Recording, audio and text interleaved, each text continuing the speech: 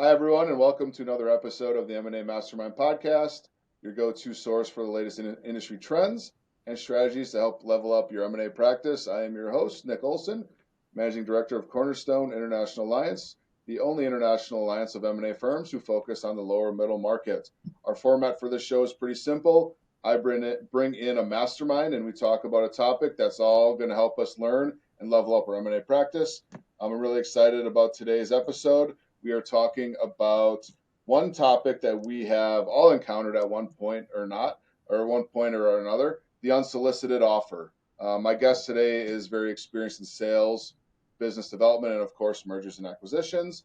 He founded his Chicago-based M&A shop in 2014. They focus on healthcare, facility services, business services, and food and beverage. He is a Chicago foodie. You can find him on the links playing golf. And apparently he was a former competitive bagpiper. And him and I met in a Green Bay bar before a Lions-Packers game a couple of years ago. Please welcome my guest today, the founder of Caberhill Advisors, Craig Castelli. Craig, welcome to the show, and thank you for taking the time today.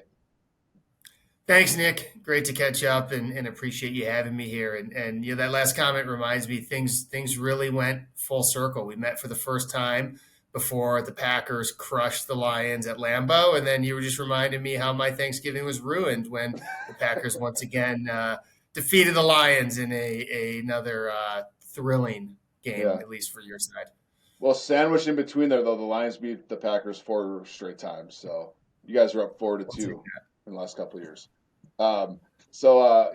Welcome and appreciate you joining today. But we're going to talk about the unsolicited offer that I know a lot of us as M&A professionals get and our clients get, I should say. But I want to start with what got you. You got a pretty rich history of experience in business development and sales. But what got you into mergers and acquisitions? Well, I started my career working for Siemens, the giant German conglomerate. I was in their healthcare business unit, and we were investing across a variety of healthcare technologies. I spent most of my time supporting the audiology business unit, and that was a sector that was pretty mature at the time. And in order to grow our market share as the largest manufacturer of devices, we started buying practices. And there was a large roll-up that occurred in the audiology space. It's really in the final innings these days, but in the kind of 2000s through 2010s was rapidly consolidated, mostly vertically with the product manufacturers buying the practices. So my background is fully healthcare. That's one leg of the stool at our firm is servicing. That's what I know best, and that really launched me into this space. Mm-hmm. So you started Caberhill in 2014. I know you've told this story to me in the past, but what is the context around why you chose that name for your firm? Well, you referenced at the beginning, at the intro here, my history as a competitive bagpiper, which goes back many more years prior to our fateful Green Bay meeting. But my mom's side of the family is Scottish. And if anybody has seen been to a Highland Games or seen anything on TV, one of the main competitions at the Highland Games is called the caber toss. It's a feat of strength, and you are essentially tossing a giant telephone pole end over end. And so the name was, really drew from that. I wanted to, reference something from, my past or my heritage, and that was very personal to me, and the name stuck. I have a good story at a bar that I completely made up about how the name goes back to the Middle Ages, the era of the clans. I should write a Wikipedia page on it just to mess with people. It's not true. I just invented the name Caberhill. There is no such thing as a Caberhill, but the caber toss is real. Google it if you've never seen it. It's pretty fascinating. Yeah, awesome. That's a great story. I got to hear the fake one at one point in time. But so at Caberhill, you started that 2014. You guys have a really great firm. You're one of our partners here in Cornerstone International Alliance, and I think our group really identifies you and your firm as the experts, in healthcare, and definitely facility services amongst the other industries that you kind of focus on. But you guys have an innovative approach to M&A. At a high level, can you tell us about the approach you guys take to go and service your clients and how that differentiates you and Caber Hill? I think the single most important thing about our approach is, we're very selective in who we work with, but then when we choose to work with somebody, we go all in. It's a very comprehensive, hands-on approach where we have a full team staffed to every client. There are, at least 3 to 4 people from Caber Hill, oftentimes more, touching the transaction. We manage it so that it's not chaotic for the client. There's 1 or 2 points of communication behind the scenes. There's several more working on the deal. And, we gauge our ability to be successful, on a couple factors. First of all, the size, type, sector of the company. Is it an industry we know and a company size that we have had a lot of success working with? And then, the rest really comes down to the fit with the owner. Are they somebody that we think that we can be successful working with? And we look at a couple areas there. Their expectations coming into the process. If you have $2 million of EBITDA and you expect to sell for $500 million, you might find somebody out there who's going to tell you what you want to hear. It's not going to be us. We're going to be, realistic. So we're always pushing the upper limits of enterprise value for a client, while at the same time ensuring on the front end that they're going to the process eyes wide open and they understand, the reality. And personality fit is key, too, without, dropping profanities on your podcast. We have a rule that, we only work with people who we can get along with, who we think are going to be compatible with us and our team. And we want to be having beers with them 5 years into the future, celebrating the transaction for the 4th or 5th time because we had such a great experience and we enjoyed each other's company, and we want to keep getting back, together. And that's not everybody. And we can afford to be this selective. We have a very high close rate, and it's really driven by this process. Good client selection on the front end, very, very, very hands-on and detail-oriented through every stage of the process, from prior to putting the company on the market, whether we're working with them for 30 days or 6 months before we launch the process, all the way through due diligence and legal to get the deal closed. And that approach is what really does it.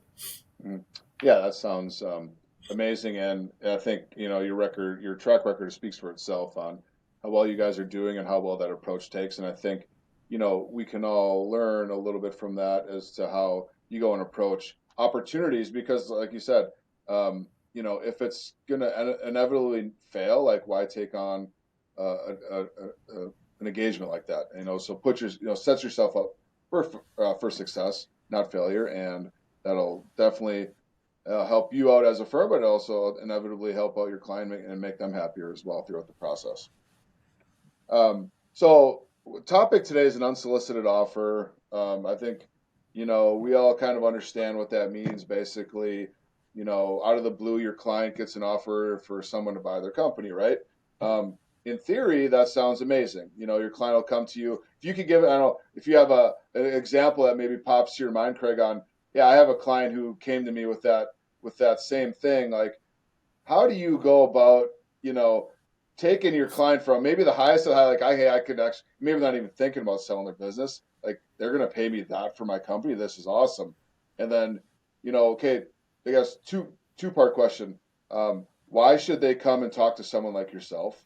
But two, how do you talk them, kind of bring them down to reality a little bit more and help them understand, like, that might be, something that could happen, but might not happen. You got to kind of temper expectations. Yeah, it's interesting. You started your question by, mentioning when they come to me to tell me that they have this offer. I wish that were the case more often than it is, because the reality is the average entrepreneur's natural inclination is to try to do the deal on their own. They have an attorney and an accountant most likely, and they think that's sufficient for the deal team. And I know the main audience here is other M&A advisors. I'm sure anybody watching this, anyone else in Cornerstone can say the same thing. I mean, that's our shared experience, especially in this era with private equity so flush with cash, still so competitive for deals, still, despite everything that's going on in the macro. environment, the need to source proprietary deals has never been so great. Investors, corp dev teams who need to put money to work have never been under so much pressure to not only find deals, but to find good deals and, to win them with as little competition as possible. And so the direct outreach to business owners is at historic levels. Any owner with a semi-decent business in an attractive industry is likely receiving weekly phone calls, weekly letters in the mail, most of which just get tossed. But every once in a while, a phone call, an email, a letter will say something that perks their interest, and they'll engage in conversation and see where that goes. And so, we've had a lot of clients who have acknowledged to us that they're in talks with a potential buyer, have thought about bringing us in, decided to try it on their own. The deal's fallen apart. They've then come back and retained us. We've had some clients who have come to us when they received those offers, fully acknowledging at the time that they need help right out of the gates and that it's not worth it to try to negotiate the deal on their own.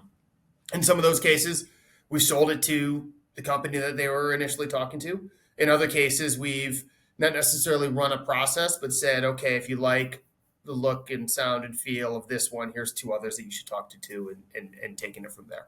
Taking a step back in how to react to it, there's no one size fits all solution that either I would tell another M&A advisor to present, nor frankly that we present. I've heard a couple good analogies. I can cut my own hair, but why would I do it? There's somebody out there who's better at it than me. If somebody knocked on your front door and said they wanted to buy your house, the chances of you even talking to them, assuming you answered the door in the first place, is pretty slim. And when you wanted to when you want to sell your house, you're more than likely going to hire a real estate broker to do it, because not only do you not have the knowledge necessarily or the relationships, but it's just not worth anybody's time.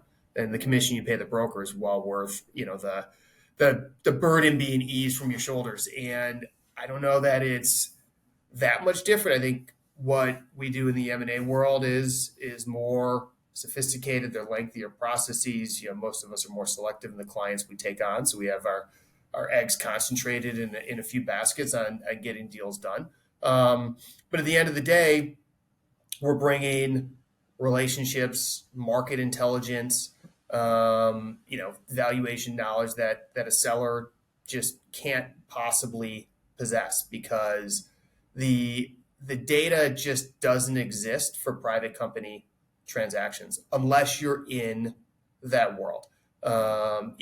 No private business owner is going to pay, $30,000 to $50,000 plus per year to subscribe to the data sources that we all subscribe to, and even those, frankly, lack in competence to fully understand valuation. You have to be actively involved in transactions in the space.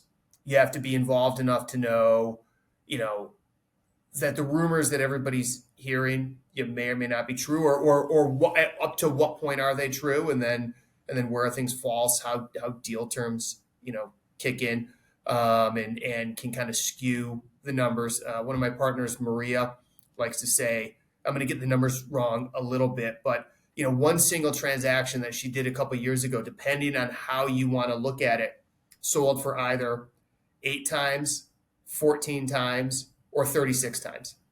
It's a big range, right? Yeah. And, how are we valuing earnouts? How are we valuing rollover equity? What is the actual EBITDA that we are, calculating the multiple against? All goes into that. So there's the signal to noise ratio does not favor the entrepreneur here on market data. Let me pause there, Nick, and see if there's a specific direction you want to go, because I feel like I jumped around a little bit there, but that's essentially the lay of the land. Right, and and that's a great response. And I think as M&A advisors, we would welcome the opportunity to advise business owners on an unsolicited offer. But I guess that's the point: is how can we educate more business owners that you do need to solicit the services of an M&A advisor, an investment banker to help sell. Because your analogy of the real estate broker and selling your house, like if someone came and knocked on my door, I'd be like, I'm not selling my house, I'm good. Like, why would you not have that same mentality with what's probably worth way more than your house, right? Your biggest financial transaction in your life is inevitably going to be your sell of your business. Why not enlist a trusted advisor? So, I mean, like, how can we educate, as advisors, more business owners in your mind on preventing that from happening? Because we can typically, in most cases, you can't, say it for sure, but most cases we're going to get a higher multiple than they can themselves, right? Right. And unfortunately, oftentimes the education has to come through failure. They, will accept an offer. They will start down the path. The transaction will fall apart. It may be the buyer's fault.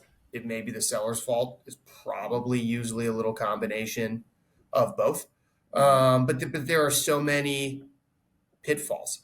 So, one thing that I think is a more recent challenge, and it's driven by the influx of capital into private equity. We saw in the couple of years prior to COVID, and then we saw just record-breaking fundraising in 21 and even a little bit into 22, just with spillover from the slowdown during the pandemic.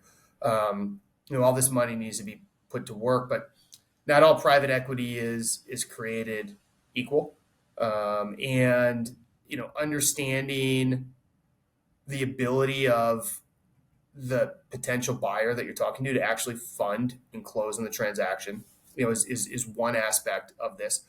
Understanding their track record, especially with like businesses, whether it's same or similar industries, similar size companies, whatever else you're measuring this on, understanding their role and your respective role post-close and what that relationship is like might not make or break the closing of the deal, but it's certainly going to make or break the ultimate success.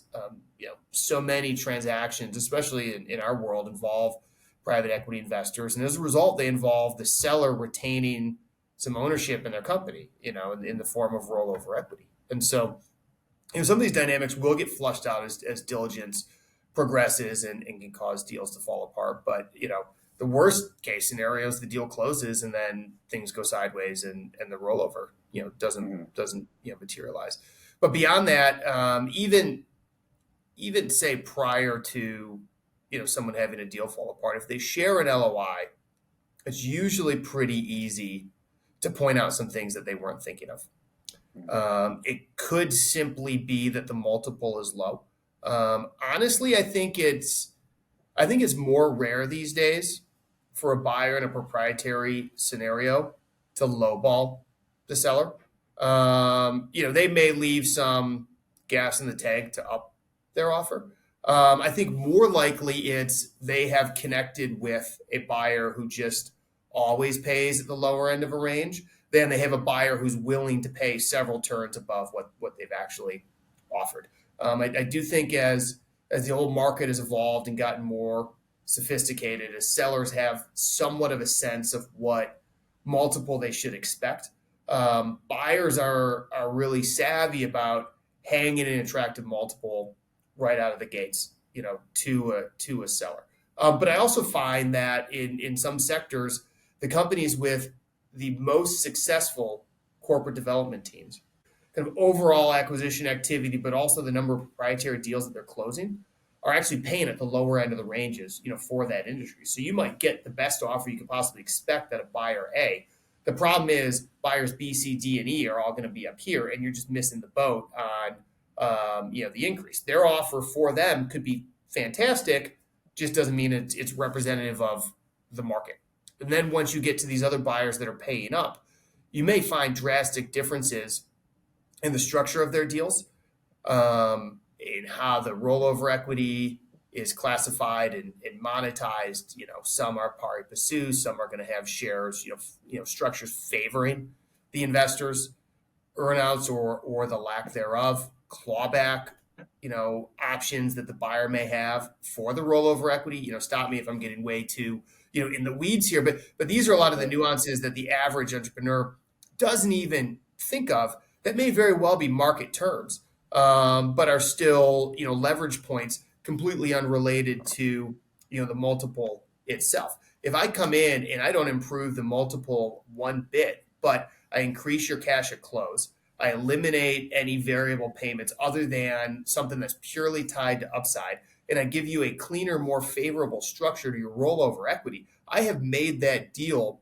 way more valuable to you without necessarily increasing, that sticker price. Similarly, we may also come in and kick the tires on your numbers and realize that whatever P&L and tax return you provided spoke to tax reporting, didn't speak to M&A math and adjusted EBITDA. And again, without changing the multiple or other terms, increase the value of the deal considerably just by presenting the right pro forma financial statement. So there's a lot of different ways that you can go. It is certainly more effective when you have a very specific, relative basis of comparison, like an offer that they've received, or an offer that a process they've been through, that's failed. But even on the front end, when they're just talking to buyers, if you know the market enough to tell them what to watch out for, and you're willing to take a little bit of a risk that if you give them some of those pointers on the front end, they're going to come back to you. More likely than not, they will.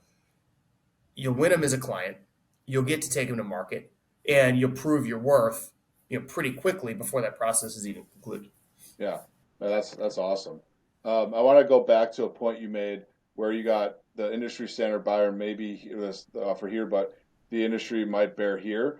Like, as a business owner, if you're taking an unsolicited offer and you're like, yeah, I want that, sounds great, you might never know what you're going to get and the risk of leaving money on the table, right? So I think understanding the fact that us as M&A advisors can hopefully bring multiple offers to the table, drive that price up, hopefully a better deal structure. I think that in and of itself should be a very alluring type of thing to work with someone like yourself.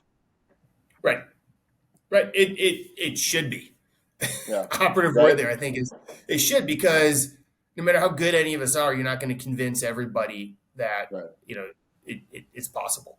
And granted, we're, largely compensated on our outcomes, but if a deal closes, we're compensated whether you choose a lower offer or a higher offer. And you made a great point when you said that, to the real estate broker analogy, there's no way you'd sell your house to somebody who just knocked on your door. Yet business owners do it all the time to people who cold call them. They'll sell them their companies for several times what their homes are worth without even, thinking twice about all they're focused on is saving the couple of percentage points they might pay a banker to take the deal to market for. Right. And so an unsolicited offer, and a business owner, and do you see these being like legit offers? Or are they just kind of like poking and prodding around to see if they can get someone to bite on it? It's a little bit of both. I like to tell people that not all private equity is created equal. Everybody's out there, hanging their hats on the words private equity. And some are credible firms that have raised multiple funds, deployed them, exited companies, and can give you a list of 60 entrepreneurs who they've partnered with who all had successful outcomes with their email addresses and cell phone numbers, and say any of these 60 will take your call and tell you about the experience. Others don't manage any capital, have to go past the hat to raise the money just to fund the acquisition. And they may or may not have the ability to do that. And they also may or may not be really playing the field, putting out 30 LOIs a month, just playing the numbers game. We spend a lot of time in consolidating industries. So, when you have a PE portfolio company, or even if they're not PE backed, a company in your sector, public, private, that is notorious for putting roll-ups together, is probably a credible offer in terms of their ability to fund the deal and close. I mean, we've seen a little more instability in the past year as those companies have all refinanced their debt and moved into higher interest rate environments, lower debt to EBITDA covenants, which has, kind of impacted, kind of their overall, acquisition activity. But generally speaking, if they're a healthy business and you can validate that they're a healthy business and they're funded and they're putting a roll up together, it's probably credible. That doesn't mean it's necessarily the best, either in terms of valuation or in terms of the best for you. A lot of times we'll run processes. It's not uncommon for us to have 6 bids all at the same enterprise value. So the differentiation sometimes comes down to the deal terms, but more often than that, it comes down to a perception of the fit between buyer and seller. And then in part because of that fit, your belief that you will be successful going forward. Some of that belief is going to come from the track record of the company, the track record of the PE firm behind them as well. And that's a big part of our job, is to help the seller vet them, make sure that, due diligence isn't just one way with the buyer doing diligence on the seller. The seller, if they're rolling equity, they should be able to do diligence on the buyer as well, both at the company level and the fund level, depending on the nature of the deal. But there's also only the seller can really gauge the fit. And we can help them again understand.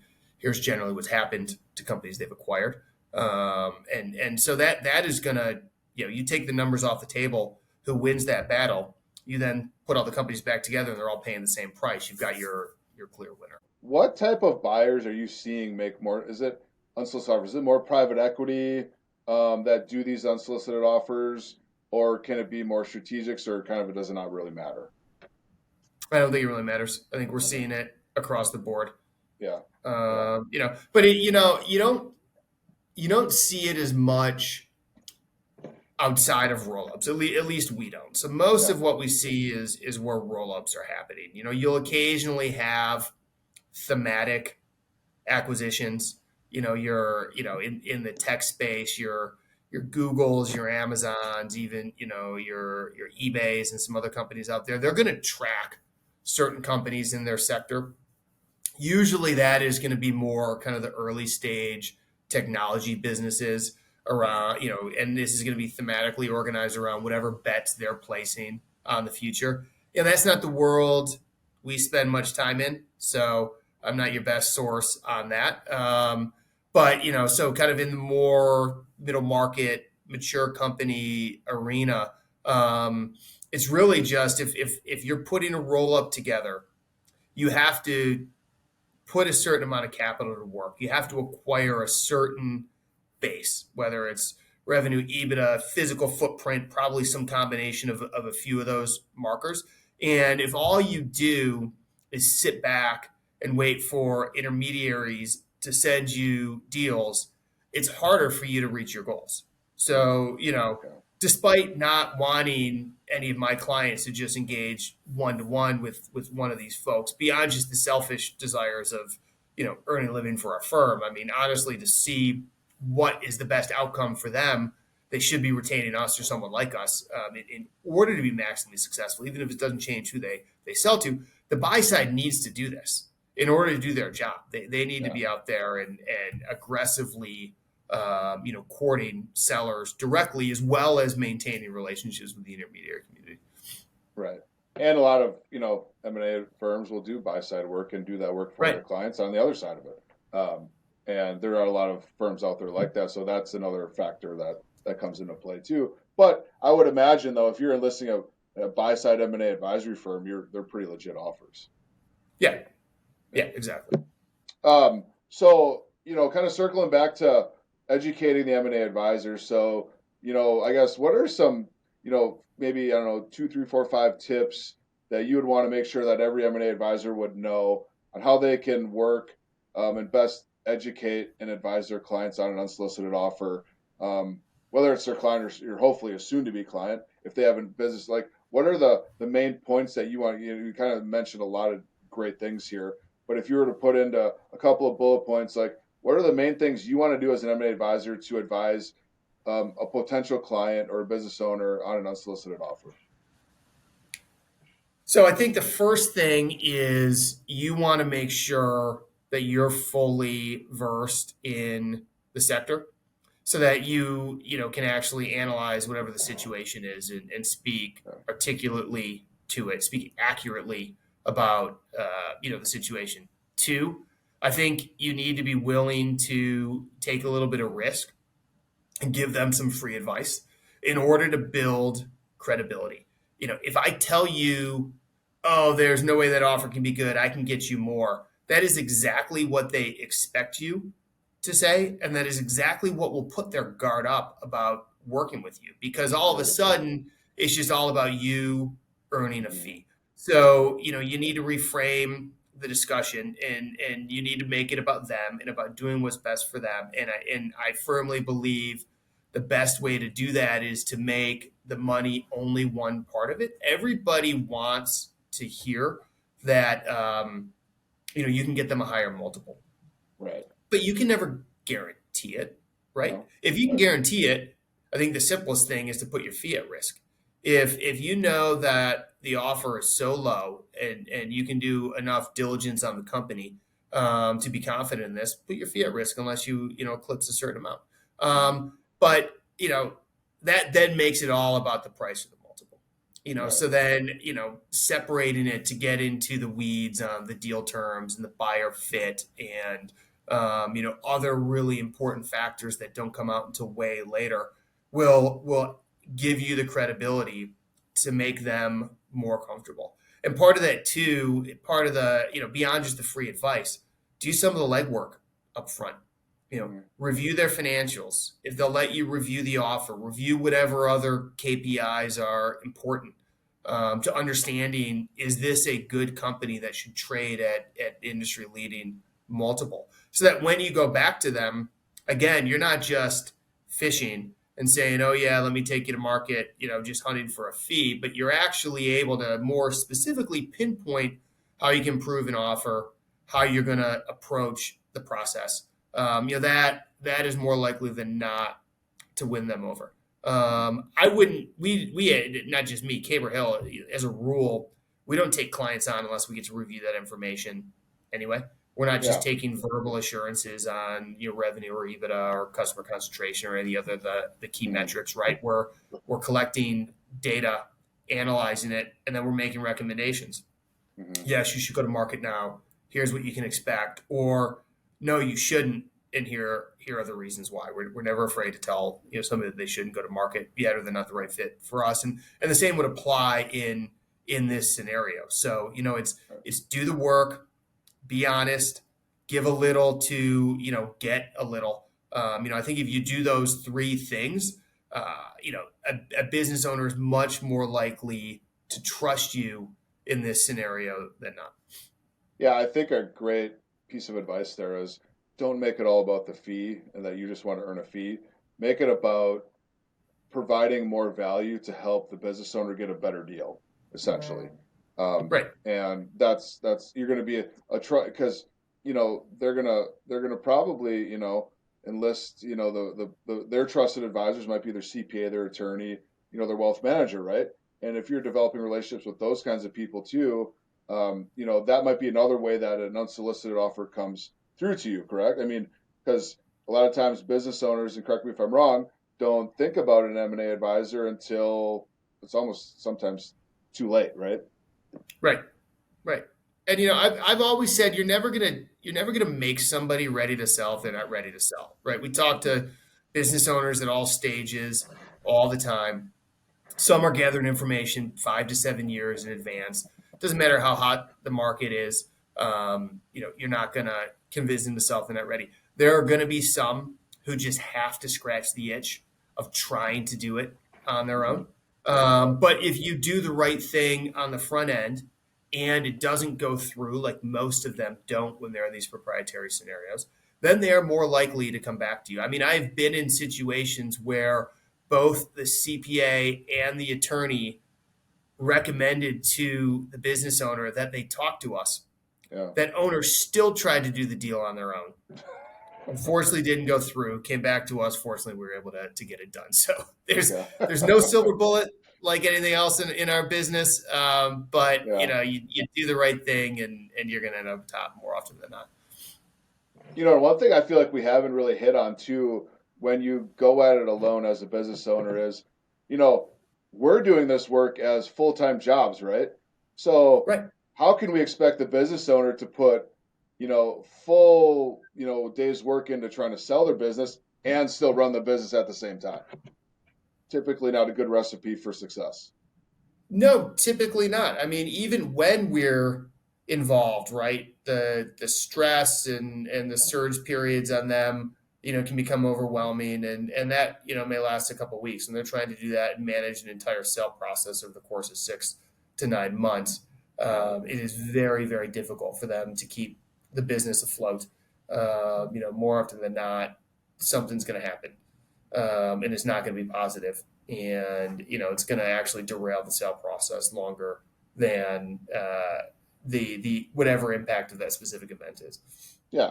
And if you're not focused on the business, then maybe sales decline. Maybe that goes south and then it's inevitably longer. I mean, it just makes complete and, sense that why not enlist someone who does this for a living? They're going to hopefully inevitably get you a better deal. And I think, us as M&A advisors, intermediaries, you know, find that way to really, show those business owners your value. And then, like, I think you guys do a really good job because you talked about not taking on a client until you've seen the financials and knowing, what they're all about. And that's just your process. But if your process is always the same and you're consistent, whether you get an unsolicited offer or you've been working on a client for 4 months, 4 years even, like the process is the process. You're going to do it. And you're going to find good clients to work with. I think that's something that's kind of an underlying suggestion. And my point is, make sure that you're bringing on good clients. Don't, as an M&A advisor, jump to always take on an unsolicited offer because that could be a headache for you as well too, right? Right, exactly. You just reminded me of something too. I mean, another thing that we'll tell business owners, and I see this in the market. I firmly believe it. I don't know a single private equity investor that will sell one of their portfolio companies without hiring an investment banker to sell it for Yeah, them. So what right. does that tell you? Yeah, they're The not doing it. there's two things that they will do for every single one of their portfolio companies. They will run a sell side QofE before going to market, and they will hire an investment banker to run the process. They have some additional fiduciary considerations that the average entrepreneur who just owns 100% of their business, doesn't. But at the end of the day, they know without a doubt that they're going to have the best set of numbers to present and run the most thorough process if they follow those two steps. And those are things we recommend to every single entrepreneur. And those are probably the two aspects of the sale process that the average entrepreneur is the most averse to. Yeah, yeah. And then what did you say? I mean, would you hate to, be sitting after you sell your business to this unsolicited offer and, you see like other businesses in your industry, because you might keep tabs on it, right? That they sold for, if you could get the information, more than what you're, like, you want to be sitting in retirement thinking, I could have got $2, $3, $4 million more for my company. I feel like enlisting an M&A advisor is, important just for your own like mental sanity to know that you got the best deal possible. It's good for your mental sanity. If you have minority partners, it shows that Yeah. there's an arm's length relationship between you as the majority owner and the sale, and makes it more clear that this is run objective and with fiduciary responsibility toward all the shareholders in mind. I mean, there are absolutely cases where we've talked to people, and they haven't hired us, and we found out 6-12 months later that they've sold, and we've seen who they sold to, and we know just by knowing who they sold to and nothing more that they didn't get the best deal they possibly could. Yeah.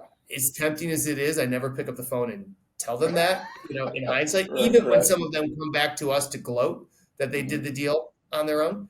But ignorance is bliss in those situations. Is all I can say. Yeah. Right. Right.